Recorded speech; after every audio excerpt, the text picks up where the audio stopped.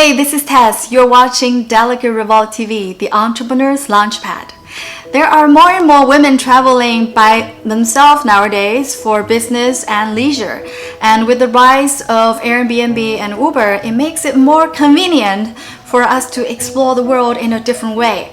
But to some extent, they also expose the travelers, especially female travelers, to more risks.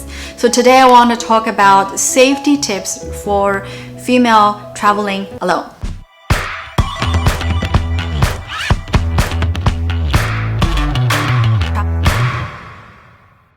First one is about transportation. When you are traveling, especially on Uber nowadays, first of all, avoid taking a taxi at midnight. But if you have to, when you call for an Uber at midnight, don't just stare at your phone with your head down.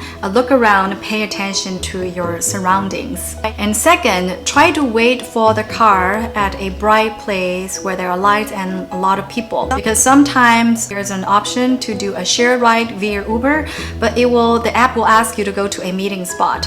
And sometimes I find out that the meeting spot works for the algorithm, but it's a very dark area where there's nobody around. You can spend a little more money. I think it only costs $1 to $2. When you do the share ride, you can click a button where the driver comes to you. So spend a few more dollars for your safety. Some cities, I know Paris, Dubai, and New York, they have the female taxi driver service. When you get in the car, it might require you to be some level a better actress. You can pretend that you are calling your colleague or friend who is waiting for you at the destination. So the driver know that if you disappeared or never showed up, somebody is going to find out immediately and start tracking it down. And also you can pretend that you are doing a FaceTime with your friend or family member and let the driver know that his face was in the camera too. So he understands if you disappear for no reason, somebody has a video of his face in it. Give them more risk to be exposed and to be identified if they try to do something. There's always an option where you can do the shared ride option on the app. Share that with your family member so they can look at your path and know exactly where you are. Is when you are on the plane, when you land, if you are going to the hotel by yourself or will be driving, don't take any melatonin or sleeping pills that will make you feel dizzy and less alert. When you're on the plane, if your neighbor is making you uncomfortable, ladies, you know what I mean. In that case, you can ask for the flight crew to help you out and they can get you a different seat. I learned this actually from my own experience. I was on a flight and my neighbor is making me feel uncomfortable. And then he went to the bathroom. And this time, then the crew, she actually came to me because she noticed that too. So she asked me, is he making you uncomfortable? I said, yes. Then she said, do you want me to find a different seat for you? I said, yes, if you can. So she immediately jumped into action. I don't know how she did it, but she probably find the biggest and strongest man on that plane and who is willing to change the seat with me. So I went to my new seat and I kind of peeked behind my seat to see where my old neighbor is because I don't want him to find me. So I saw him, went back to his seat, and it was like, what happened to the neighbor? How come that Asian girl become this giant guy?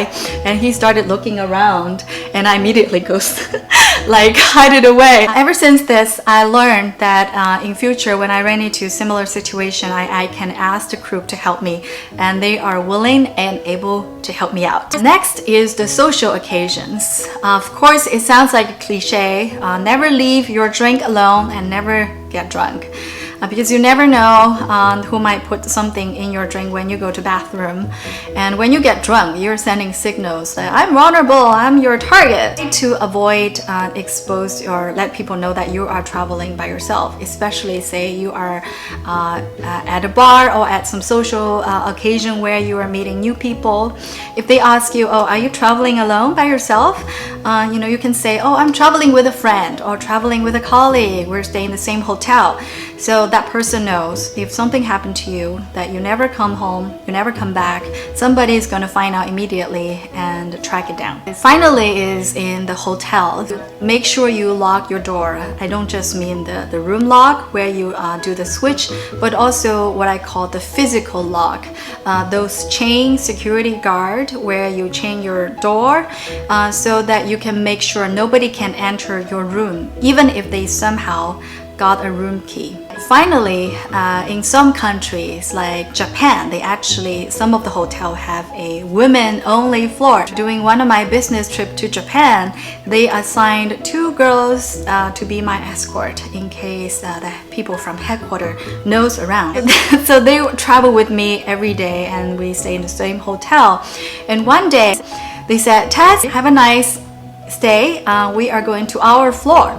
I'm so shocked. So I said, what do you mean a different floor? You're leaving me alone? You don't care about me? So they say, oh Tess, because this is a women's only floor that we booked specially for you because we want you to have a good rest. Which is so sweet and considerate, right? Of course, I was thinking, oh, probably because they think the colleague from New York might have a really wild and active nightlife.